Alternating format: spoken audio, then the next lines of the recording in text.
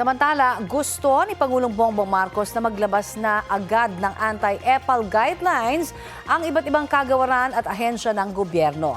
Sabi ng Malacanang, ito'y para hindi magamit sa politika ang mga proyektong galing sa pondo ng bayan, alinsunod sa 2026 General Appropriations Act.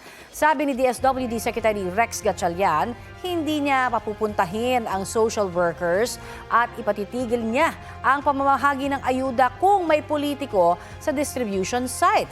Binigyang diin naman ni DILG Secretary John Vic Remulla ang kasama sa mga bawal tulad ng paglalagay ng larawan, pangalan o logo ng mga politiko sa mga proyekto ng gobyerno.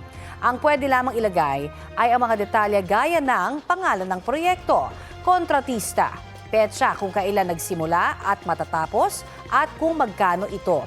Hinihikayat din ni Remulla ang publiko na isumbong sa DILG ang mga politikong lalabag dyan. Maaari daw masuspinde o maharap sa reklamo sa ombudsman ang mga politikong gagawa niyan.